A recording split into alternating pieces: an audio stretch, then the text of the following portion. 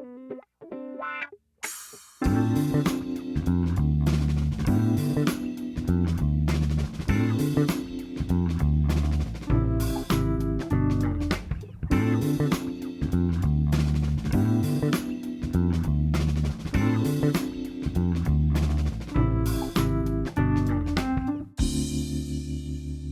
a chroeso I Hefyd, y podlediad am siaradwyr Cymraeg newydd gyda fi, Richard Nosworthy.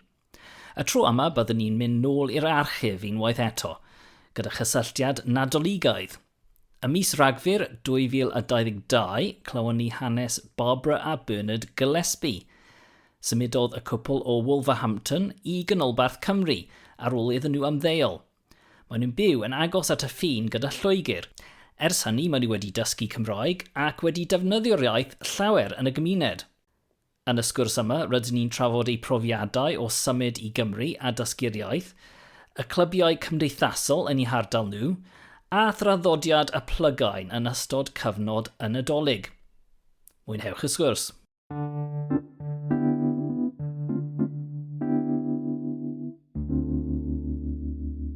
Mae ffin jyst yn mynd o gwmpas, felly mae'n gwirionedd, mae'n bosib I ein cyfeiriad I weld Loegr, ond yn bennaf Cymru, sy'n para i'r dwyrain, fod i'r gogledd, da ni'n syth yn Loegr. Mae'n braidd yn gymleth, wedi gwir. Ie. A dwi'n cymryd gan bod chi'n byw ar y ffin fel bethau o agos iawn at y ffin, dwi'n cymryd nad oes llawer o Gymraeg yn yr ardal, neu oes Cymraeg yn yr ardal? Does dim lot, dweud y gwir. Just ychydig o bobl sy'n siarad Cymraeg. Ie. Roedd rhaid I mi gasglu pres tuag at Steddfod Maefod yn 7 mlynedd yn ôl. Felly, fel cynlyniad, mi nes I cwr rai pobl sy'n medru Cymraeg a wedi cadw mewn cysylltu efo nhw ers hynny, ond dim llawer o gwbl. Efo yn ôl y census, mae yna fwy yn yr ardal y cymunedol, ond dim llawer o gwbl.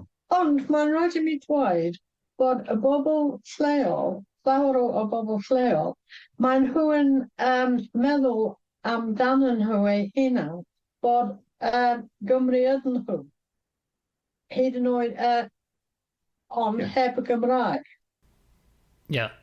So mae'r hunaniaeth Cymreig yno, ond falle ddim cymaint o'r iaith Gymraeg. Iawn, wel, ond wrth gwrs, bod chi'n byw yn yr ystod erbyn hyn a wedi byw yn amser hir iawn, dwi'n deall bod chi'n dod o canolbarth Loegr yn wreiddiol. So beth am I ni just mynd yn ôl mewn amser I pryd bynnag oeddech chi wedi dod yn ymwybodol o Gymru a'r Gymraeg? Oedd y Gymraeg rhywbeth yn rhan o'ch bywydau pan oeddech chi'n iau, pan oeddech chi'n ifanc? Pan o'n I yn blentyn, da ni wedi mynd i'r Gymru bob blwyddyn ac i'r ardal Barmouth. Bernard, ie. Bernard, ond dwi wedi clywed y iaith. Achos bod rai hen ddynion wedi siarad wrtha I yn y Gymraeg, achos mae hen dynion yn hoff iawn o Plant bach. Ac felly mae nhw wedi... dwi'n cofio y ci, mae un ohonyn nhw wedi cael ci. Ac os bydd y ci yn neidio o gwmpas, mae nhw'n dweud, arhoswch yn dawel i'r ci. Ac dwi'n cofio mynd yn ôl i'r carafan a dweud wrth fy nhad, arhoswch yn dawel. So faint oedd dy oed di yn y dyddiau yna, Barbara? Saith oes. Saith oes.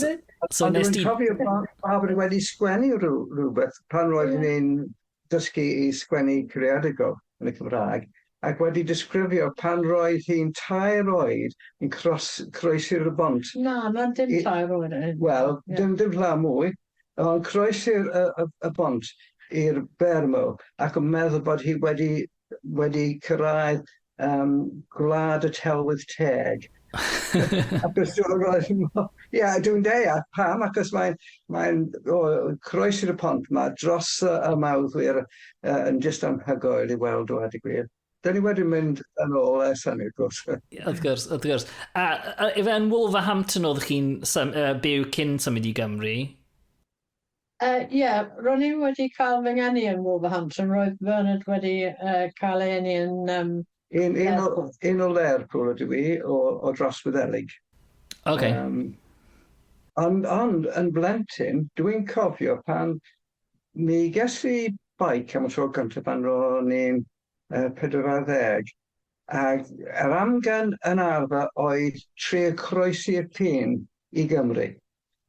Doedd yn rhywbeth fel 20 milltir ar y baic, a gweithio'r hyd at Llangollen neu rhywbeth fel yna yn y petrol, ond yr amgan oedd y ffin. A roedd yn bosib I weld y bryniau yn y petrol, o Lerpwl, o'r Hefyd, dyna ni y gwlad hyd a ledrith yn y petrol fel petai. So, er bod chi'n treulio eich bywyd fel pobl ifanc yn tyfu lan, oedd chi'n byw yn Loegr wrth gwrs, mae Cymru wastad wedi bod yn arbennig I chi, a dwi'n deall bod chi wedi dod yma I Gymru ar wyliau yn reolaidd, a dyna pryd dechreuoch chi gymryd diddordeb yn y Gymraeg go iawn, ond oedd e, pryd nath chi penderfynu bod chi eisiau dysgu mwy am ei iaith? I mi yn arbennig, dwi'n credu, achos roedd hi'n aros yn Cwm Cawr sy'n agos at Dins Mawddwy, mewn bwthyn o'r enw Tîn y Maes, ac mi aeth fi am o leia 10 mlynedd efo'r bechgyn, bob blwyddyn yn ardd yn allan o tymor mis Tachwedd, ar yr hollol Cymraeg, a dyna I mi oedd y sbarod I ni trio dysgu yr iaith. Ble bynnag da ni wedi teithio dros y byd, da ni trio dysgu rhywbeth o'r iaith, beth bynnag, Mandarin yn China neu tipyn o Quechua, o beth bynnag. Ond mae'n naturiol I feddwl am dysgu tipyn o'r iaith. Felly mi es I dosbarthiad nos am 2 blynedd neu rhywbeth. And heb lot o lwyddiant, dweud I gwir. Ond ar ôl I ni symud I Gymru 30 mlynedd yn ôl, roedd bosib I mynd I cwrsiau para efo'n gilydd. Oedd yn help mawr I dau ohonon ni, of course. Just I dweud, dydy o ddim yn apelio ato ni cyrraedd gwlad arall heb y iaith y gwlad. Roedd rhyw fath o bag yn I fy hun bod rhaid I mi dysgu iaith. I osgoi bod rhywun aros sy'n just coloneiddio Cymru. Felly dyna'r bag. Ac yn gyntaf rhaid, dwi'n just, mae'n gymaint o bobl, mae'n gymaint o pobl sy'n dod o Loegr I Cymru ac yn gwledydd eraill. Ble mae pawb yn dysgwyl bod pawb eraill yn siarad Saesneg. Dyn ni wedi gweld y fath o beth. Wel, dyn ni wedi gweld y fath o beth yn Sbaen hefyd.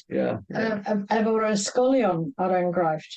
Mae yna rai lefydd yn Sbaen ble mae bobl o Loegr wedi dweud mae'n rhaid I chi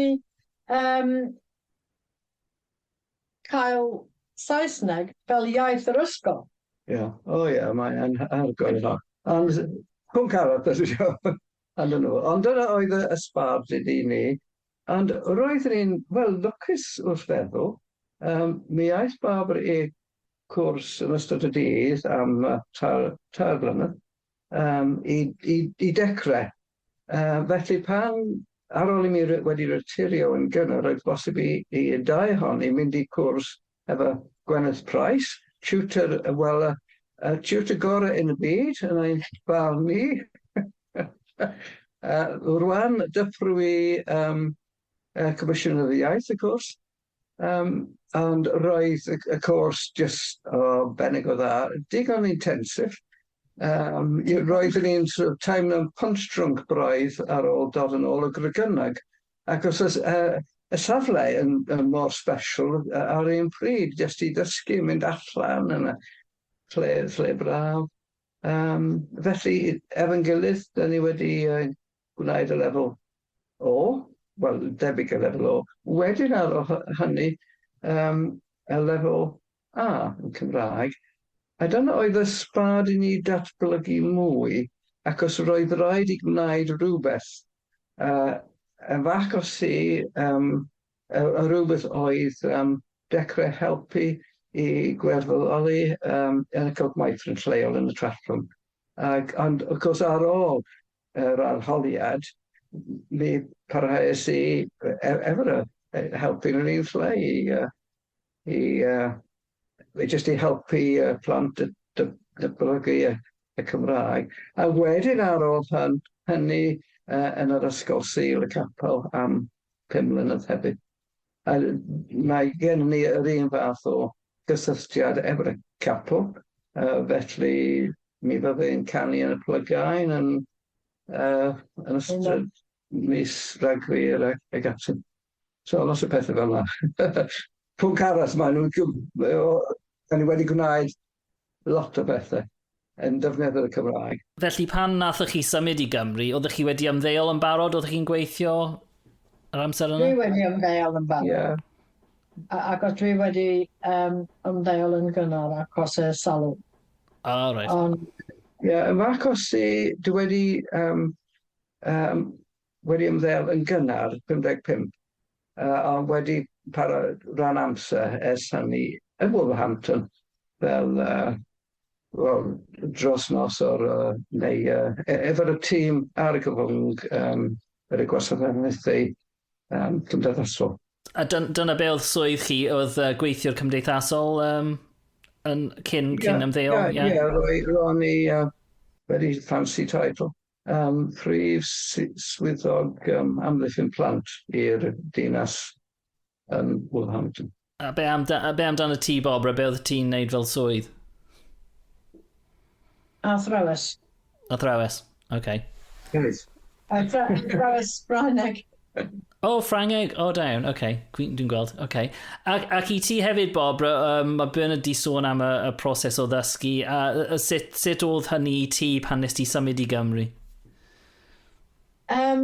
Sut oedd y broses o dysgu? Dysgu Cymraeg, ie.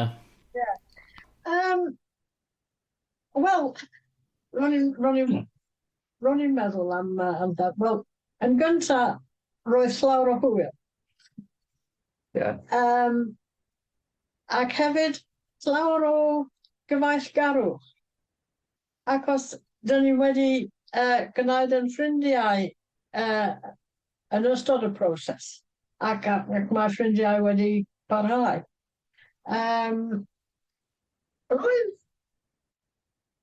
Wel, tipyn o waith caled hefyd. Ac os, does dim un iaith sy'n hawdd. Ond dwi'n falch iawn dwi wedi gwneud y peth. Ac os dwi wedi cael llawer o'r proses. Roedd 80% yn positif am y proses. Ie. Ac oedd y ddau ohonych chi, oeddech chi'n siarad nifer o ieithoedd yn barod? Oeddech chi wedi dysgu Ffrangeg yn amlwg, Barbara, Bernard? Oeddech chi'n siarad ieithoedd eraill cyn dysgu Cymraeg? Da ni wedi efo'n gilydd, jyst ar ôl i ni wedi priodi, roedd cyfres ar y teledu, dysgu Rwseg, cyfres o 10 10 lessons neu beth bynnag. Faso yn, 10 lessons, Iawn, ond of course, wedyn roedd 10 eraill, wedyn roedd blwyddyn i gyd efo 30 lessons, wedyn blwyddyn arall, wedyn blwyddyn arall, and ar ôl hynny, gwrs gwneud y lefel ar a Institute of Linguistics ag ati. Level O, sorry, dyn ni'n hefyd dysgu Sbaeneg cyn Siwr pryd, achos dyn ni wedi mynd i Sbaen cymaint. Dyn ni wedi mynd, wel, efo'n gilydd trwy'r... Nawr, dwi'n meddwl ar ôl dysgu Cymraeg, dwi'n meddwl. Roedd na roedd yn ôl. Ond dwi wedi dysgu tipyn bach o Almaeneg, ond... Tipyn bach, wedi pasio o lefel A, ydy'r tipyn bach. Dwi wedi pasio o lefel A, ond dwi ddim yn gwybod pam. Na, dwi ddim yn gwybod sut dwi wedi pasio. Os bydd rhaid i defnyddio Almaeneg, bydd rhaid i mi siarad y iaith, achos dwi'n just gallu stringio efo'n gilydd rai geiriau. So yn y bôn, rhyngddoch chi wedi siarad sawl iaith, sut oedd dysgu Cymraeg yn cymharu gyda dysgu ieithoedd eraill? Wel, i mi mae'n hollol wahanol, achos roedd y tro gyntaf erioed dwi wedi dysgu yn y ffordd Gwenydd. Sydd. Yn sydd. Roedd hi ddim ond siarad Gymraeg i ni. A felly mae'r ieithoedd eraill dwi wedi dysgu yn y ffordd mwy traddodiadol. Fel yn yr ysgol. Peth arall, of course, os da chi'n siarad efo Cymru sy'n Cymraeg, maen nhw'n gallu newid y iaith i Saesneg. Felly mae'n y problem o hynny, os da chi'n yn Hungary neu ble bynnag, wahanol rwan eto, ond yn y gorffennol yn bendant, doedd ddim Saesneg neu iaith eraill. Roedd rhaid i ti cadw at yr un iaith, neu llwgu, neu beth bynnag nhw. Felly, mae'n bas o'n help os bydd Cymru Cymraeg yn llai barod i newid y iaith, dweud y gwir. Ac yn enwedig yn Maldwyn, Mwynd ar Maldwyn, dwi'n cofio o amgymaeth yn ôl rwan, yn y bwthyn bach i Llanfa Cereinian, roedd crw 10 ohonyn ni, 9 efo'r Cymraeg, 1 Saesneg yn unig. Pawb yn troed y Saesneg i bod yn just cyfeillgar ag ati. Dim fi, dwi'n barod bob tro yn y sefyllfa fel yna i cadw at y Cymraeg ac gwrtho. Wel, dweud etle gair bach egluro, ond dwi'n credu mae'n gyfrifoldeb a pobl i dysgu iaith y wlad yn syml hynny. Felly rhyw fath o extremist ydw i. Ac yn amlwg, rydych chi, y ddau ohonych chi wedi bod yn llwyddiannus iawn o ran dysgu'r Gymraeg. Mae lot o bobl sy'n gwrando ar y podlediad yma, falle ddim wedi cyrraedd y safon yna, ac maen nhw'n gwneud gwersi Cymraeg. Oes unrhyw cyngor neu tips gyda chi am ddysgu Cymraeg, neu unrhyw iaith, a dweud y gwir, ond Cymraeg yn arbennig? Wel, i mi,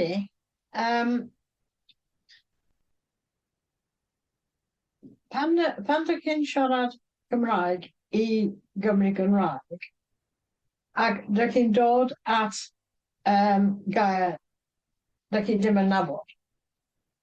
Wel, paid a stopio ac yn meddwl, just roi y gair Saesneg i mewn. Ac siŵr o fod, bobl wedi'n siarad wrthyn yn mynd i dweud y gair at y ti. Ond os ydych chi'n just stopio, wel, mae bobl yn dydyn nhw ddim yn gwybod beth i wneud. Yeah. Dwi'n gweld. So, os dych chi'n cario ymlaen, a hyd yn oed os chi'n defnyddio'r dair Saesneg, mae'n cadw'r sgwrs i fynd, ond ydy, mae'r sgwrs yn llifo wedyn. Beth sy'n holl pwysig ydy cystrawnau yn hytrach na geiriau. Dysgu'r cystrawnau, the constructions, yn hytrach na y geiriau i gyd. Bydd y geiriau yn cyrraedd yn y pendra. Arall, dwi'n credu bod yna cryn dipyn o help i datblygu y geirfa, word store, efo darllen. Mae yna ddigon o llyfrau o gwmpas sy'n ddigon hawdd. Of course, mae'n help hefyd os bydd rhyw fath o cylch darllen ar gyfer pobl sy'n dysgu. Mae'n help i gasglu efo'n gilydd o bryd o gilydd, just i trafod beth wyt ti wedi darllen. Mae'n ysbar dim bob tro, dwi'n credu.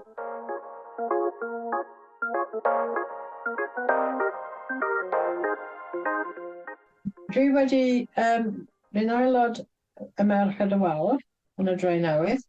Hefyd dwi'n mynd at y Cymdeithas Cymraeg yn y Traddodiad, ond mae wedi marw rhywun. Acos Covid.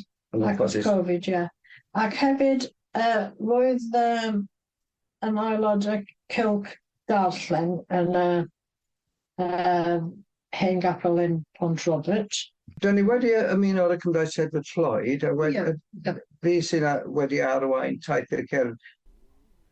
So mae Cymdeithas, sorry, dorri ar draws, ond mae Cymdeithas i bobl sy'n gwrando sydd ddim yn gwybod, mae Cymdeithas Edward Lloyd yn clwb, neu clybiau cerdded trwy gyfrwng y Gymraeg, dwi'n deall. Wel, clwb Cymdeithas Naturiaeth ydy o. Nid just cerdded. Felly mae'n y pethau arall. Maen nhw'n cyhoeddi lot o llyfrau ynglyn â'r byd natur ag ati. Felly mae'n mwy, ond y prif peth ydy bob dydd Sadwrn bydd taithiau cerdded yn arfer y taith dros Cymru. Mae'n lot o gwybodaeth ar y we, of course, ar y pwnc. So, Barbara, o'n i'n mynd i just gofyn i ti, ro'n i'n siarad am gweithgareddau Cymraeg rydych chi wedi bod yn neud yn yr ardal. Roedd y ti'n sôn am Merched y Wawr. Pa mor bwysig mae hynny wedi bod i ti? Mae wedi bod yn bwysig iawn i mi. Ac roedd yn drist ofnadwy achos mae wedi stopio yn ystod Covid. Achos, mae'n pwysig achos bod yn y Cymraeg, ac hefyd mae'n pwysig achos rwy'n mynd ar fy hen fy hun. Fel unigolion, nid fel gwpl. Pa fath o bethau ydych chi wedi gwneud gyda Merched y Wawr? Pa fath o weithgareddau maen nhw'n cynnal yn yr ardal? Wel, mae'n dwi wedi cymryd rhan yn y cwis genedlaethol dwywaith. Mae'n dyna sy'n wedi dod ato ni i wneud rhywbeth yn ddiddorol iawn. Roedd ymarfer corff yn eistedd ar gyfer bobl llai ifanc. Ac roedd hwn yn diddorol, achos roedd eitha hawdd, ond ar ôl gwneud hynny, dwi wedi blino. Y tro ola, yn enghraifft, roedd rhywbeth ynglyn â crefftiau. Roedd dwy ddynas oedd yn gwneud wedi'i fel Fabergé. Wedi'i. Wel, yn delicate ofnadwy. Gwych. So ydy Merched y Wawr, ydy un peth da i ddysgwyr Cymraeg yn arbennig? Pa mor hawdd ydy hi i ddysgwyr Cymraeg mynd i Ferched y Wawr? Mae Merched y Wawr yn croesawu dysgwyr. Ac mae nhw yn gofalu amdano nhw. Er enghraifft, un llwyth roedd dysgwyr. Dwi o'r llwyth. Mae Cynthia a Diane hefyd. Diane wedi dysgu'r iaith. Wedi dysgu'r iaith. Roedd yn y ysgol haf Gregynog un blwyddyn, bobl wedi dod o'r Merched y Wawr i siarad wrth y dysgu. Ac roedd un ohonyn nhw, mae hi wedi marw rwan, Arlis Loegr. Ac mae hi wedi dweud, os wedi eisiau dod i gyfarfod, dwi'n mynd i aros amdano ti, ac yn mynd i mewn efo ti. Ac pethau fel hwn. Ac o hynny, fi wedi... mae hi wedi gwneud y peth. Mae hi wedi aros amdana i. Ac dyn ni wedi mynd i mewn efo'n gilydd. Ac ar ôl hynny, fi wedi bod bron bob mis. Dyna'r peth yn ein profiad ni, y holl proses y dysgu'r iaith. Pa mor bod yna cymaint o help yn barod i roi i pobl sy'n dysgu. Pawb fel Iola Williams yn barod i helpu Barbara. Da ni'n siarad am pan roedd o'n gweithio ar SPB. Ac, just mae'n... Lleol sy'n dysgu Cymraeg. Os wedi eisiau ymuno ar rhywbeth, mae pawb yn hapus i dderbyn... Peth arall i ni i gyd y proses roedd lot o hwyl. Pwysig, bod ymlacio tipyn bach am dysgu pa bynnag y iaith yn hytrach na. Just yn olaf o ran y gweithgareddau, gan bod hi bron yn Nadolig nawr, dych chi'n cymryd rhan yn y Plygain yn lleol dwi'n deall. Dweud ychydig bach wrtho fi ac i bobl sy'n gwrando beth yw'r Plygain a be dych chi'n neud o ran hynny yn ystod amser yn Nadolig?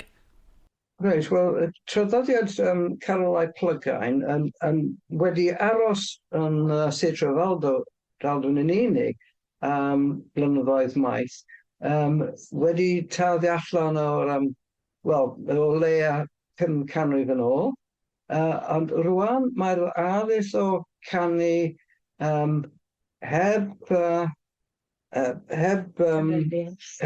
gyfeiriant, ble mae bob partion o gallu bod just un, o gallu bod o 10 pobl, ac yn canu hen garolau, mae'n y dyddiad bendant ar gyfer pob capel neu eglwys neu beth bynnag yn dechrau yn gynnar mis Rhagfyr tan dydd Candlemas gynnar mis Chwefror. Felly mae'n bosib i symud o Blygain i Blygain. Felly, pwynt i raddau, yn ble mae'n rhywbeth crefyddol, ble mae geiriau yn holl pwysig, y cwrs, y neges yn holl pwysig. Ond ar un pryd, hyd y gwni, yr unig ffordd o canu gwerin go iawn sy'n tarddu o'r pobl, cadw at y pobl, newid gan y pobl, dydy ddim just rhyw fath o stael, folk music style, mae'n rhywbeth sy'n go iawn, sy'n dod o'r ydea fel petai. Ac dwi'n cofio gymaint dwi wedi gweld pobl efo hen llyfrau wedi sgwennu mewn pensil, y geiriau ag ati yn pawb yn just i edrych ar y hen notebooks neu exercise books neu beth bynnag, efo'r holl geiriau sgwennu i lawr. Rwan mae'n mwy sydd wedi cyhoeddi. A mae'n y ffordd o canu sy'n arbennig. Mae'n swnio yn wahanol. Tuedd y bod mewn maen y ci ag ati. Felly, rhywbeth os da chi'n gallu i pobl jyst i clywed. It's rhywbeth sy'n arbennig yn yr ardal ni yn arbennig, wrth gwrs. Ie. Dwi wedi clywed ychydig o carolau Plygain. Mae un o cyn gydweithwyr fi yn dod o'r ardal a wedi perfformio chydig bach, a mae'n swnio'n hyfryd iawn. Fi'n gwybod bod gwasanaeth Plygain yn cael ei gynnal yn Sain Fagan yn ardal Caerdydd hefyd, ond wrth gwrs os chi'n gallu mynd i Canolbarth Cymru, Sir Drefaldwyn yn arbennig, dyna lle i fynd. Neu os ydych chi'n byw yn bell, ewch ar y we i glywed y sain arbennig yna. So ydych chi'n edrych ymlaen at wneud hynny eleni te? Dyna gobaith, ie. Efo'r grŵp yn y capel. Da ni wedi practice yn barod. Hefyd ar y bore dydd Nadolig yn y hen gapel John Hughes am 6 o'clock y bore. Na ni, iawn. Gwych. Wel, diolch yn fawr am siarad gyda fi heddiw y ddau ohonoch chi. Just i orffen, dych chi wedi bod yn dysgu neu siarad Cymraeg nawr ers 30 mlynedd neu rhywbeth fel yna? So, faint o wahaniaeth mae dysgu Cymraeg wedi wneud i'ch bywydau chi nawr, yn arbennig os chi'n meddwl yn ôl i pryd nath chi symud i Gymru, os oeddech chi ddim wedi dysgu Cymraeg, fydde hynny wedi bod yn wahanol iawn? Ie, wel, i mi, y peth ydy, yn term o fain ffrindiau yn Cymru, da ni'n cysylltu â nhw y mwyafrif yn Cymraeg yn hytrach na yn Saesneg.